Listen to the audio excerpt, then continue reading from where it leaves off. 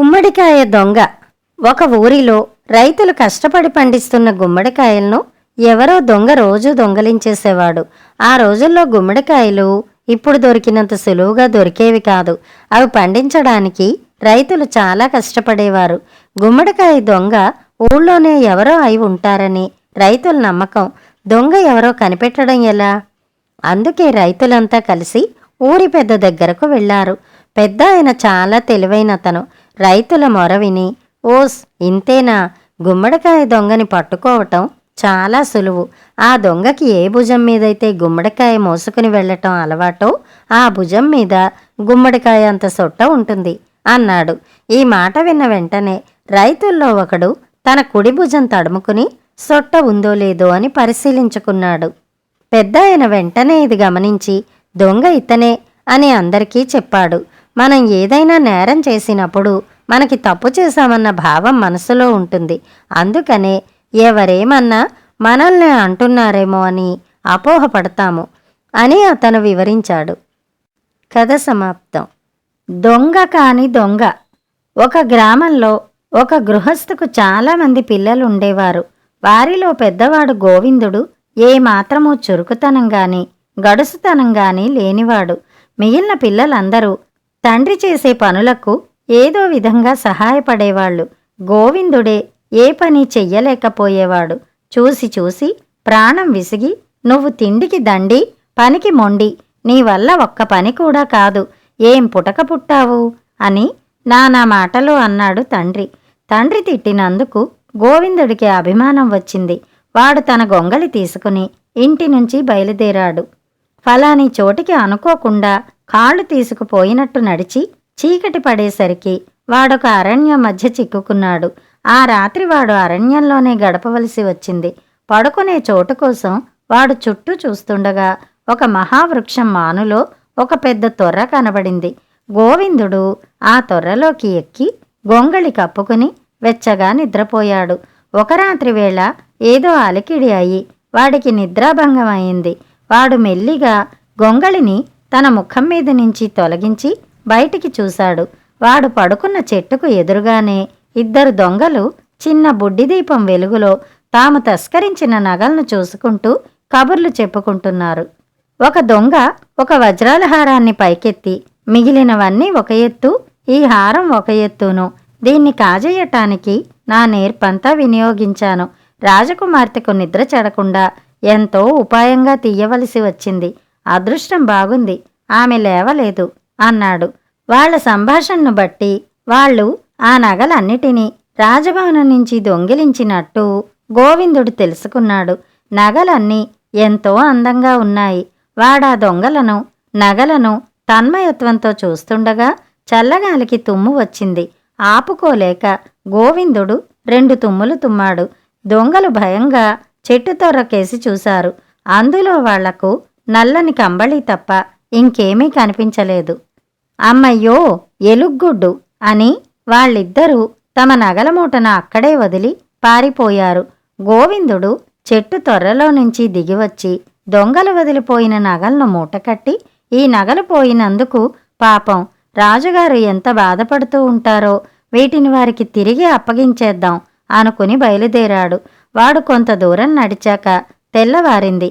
దారి తెలుసుకుంటూ కొంత పొద్దెక్కేసరికి వాడు రాచనగరు చేరుకుని ద్వారపాలకుడితో, నేను రాజుగారిని చూడాలి అన్నాడు. ద్వారపాలకుడు వాణ్ణి ఎగాదిగా చూసి, నీకు రాజుగారితో ఏం పని అని అడిగాడు. రాజుగారింట దొంగతనం జరిగిన సొమ్ము తెచ్చాను, దాన్ని వారికి తిరిగి ఇవ్వాలి అన్నాడు గోవిందుడు. ద్వారపాలకుడు అటుగా వచ్చిన మరొక భటుణ్ణి తన స్థానంలో కొంచెం సేపు ఉండమని చెప్పి గోవిందుణ్ణి తన వెంట తన ఇంటికి తీసుకుపోయి, రాజుగారు వేటకు వెళ్లారు, హాయిగా భోజనం చేసి విశ్రాంతి తీసుకో, తర్వాత నిన్ను రాజుగారి దగ్గరికి తీసుకుపోతాను అన్నాడు. అమాయకుడైన గోవిందుడు వాడి మాట నమ్మి వాడిచ్చిన మత్తు భోజనం తిని ఒళ్ళు తెలియకుండా పడిపోయాడు. ద్వారపాలకుడు వాడి మూట తీసి దాచిపెట్టి వాణ్ణి ఒక నిర్జన ప్రదేశంలో పెట్టేశాడు. సూర్యాస్తమయం వేళకు గోవిందుడు మేలుకున్నాడు. వాడు నీరసంగా లేచి కొంత దూరం నడిచి ఒక ముసలమ్మ ఉండే గుడిసె చేరుకుని ఒళ్ళంతా మంటలెత్తుతుండడం చేత దాహం అడిగాడు. ముసలమ్మ వాడికి మంచినీళ్ళిచ్చి వాడి కథంతా విని మంచి బుద్ధి గలవాడివి. నీ తండ్రి నిన్నెందుకట్లా తిట్టిపోయాలి? నా దగ్గర ఉండిపో బాబు, నా మనవడివనుకుంటాను అన్నది. ఆ రాత్రి ద్వారపాలకుడు ఇంటికి చేరే లోపలనే వాడి భార్య మూటలోని నగలన్నీ తీసి చూసి మహాముచ్చటపడింది. వాటిలో నుంచి వజ్రాల హారం తీసుకుని మెడలో కూడా వేసుకుంది. ద్వారపాలకుడు ఇంటికి వస్తూనే తన భార్య మెడలో హారం చూసి, కొంప ముంచావు, ఆ నగలన్నీ రాజుగారింటివి. ఆ హారం వేసుకుని ఎవరికన్నా కనిపించావంటే నీ పీక నా పీక కూడా తెగిపోతాయి అన్నాడు. లేదు లేదు, ఇంట్లోనే వేసుకుంటాను అన్నది భార్య. ఆమె ఆ రాత్రల్లా దాన్ని తన మెడలోనే ఉండనిచ్చి మర్నాడు ఉదయం తలంటుకోబోతూ తీసి ఒక చోట పెట్టింది. కొంచెం సేపు అయ్యాక ఆమె కొడుకు 3 ఏళ్లవాడు రొట్టె పట్టుకుని వచ్చాడు. ఆ హారాన్ని చూసి దాన్ని కూడా రొట్టెతో పాటే చేతిలోకి తీసుకుని వసారాలోకి పోయాడు. ఇంతలో ఎక్కడి నుంచో ఒక కాకి వచ్చి వాడి చేతిలో ఉన్న రొట్టెను, అందులో చిక్కుకున్న హారాన్ని కూడా తన్నుకుపోయింది. అది తిన్నగా వచ్చి సమీపంలోనే ఉన్న ముసలిదాని గుడిసె మీద వాలింది. గుడిసె బయట నిలబడి ఉన్న గోవిందుడు కాకి ముక్కున ఏదో నగ వేళ్లాడుతుండడం చూశాడు. వాడు కాకి తిరిగి ఎగిరిపోయిన దాకా ఆగి ఇంటి కప్పుకెక్కితే హారం కనిపించింది. అది రాజుగారు పోగొట్టుకున్న నగల్లో హారమే. దాన్ని తీసుకుని వాడు మళ్లీ రాజభవనాన్ని వెతుక్కుంటూ వెళ్ళాడు. ద్వారం వద్ద నిన్నటి మనిషే ఉన్నాడు. గోవిందుడు దాన్ని తీసి ద్వారపాలకుడికి చూపిస్తూ, రాజుగారు నిన్న వేటకు వెళ్లారన్నావు. నేను తెచ్చిన మూట రాజుగారికిచ్చే ఉంటావు.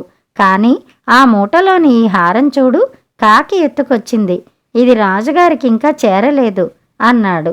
ద్వారపాలకుడు దిగ్భ్రాంతుడై మరుక్షణం యుక్తిగా దొంగ దొంగ అని అరిచి గోవిందుణ్ణి పట్టుకున్నాడు. రాజభట్లు మూగారు. వీడే రాజుగారింట దొంగతనం చేసింది, ఇదిగో వజ్రాలహారం అన్నాడు ద్వారపాలకుడు.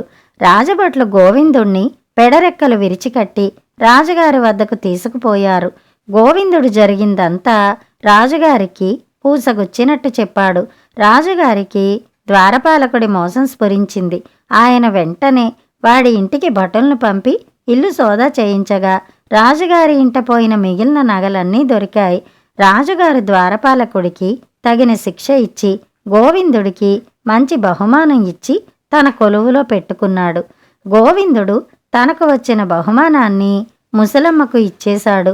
ముసలమ్మ మంచి ఇల్లు ఏర్పాటు చేసుకుని గోవిందుణ్ణి తల్లి కన్నా ఎక్కువగా చూస్తూ తాను జీవించినంత కాలము సాకింది. కథ సమాప్తం. కథ కంచికి, మనం ఇంటికి.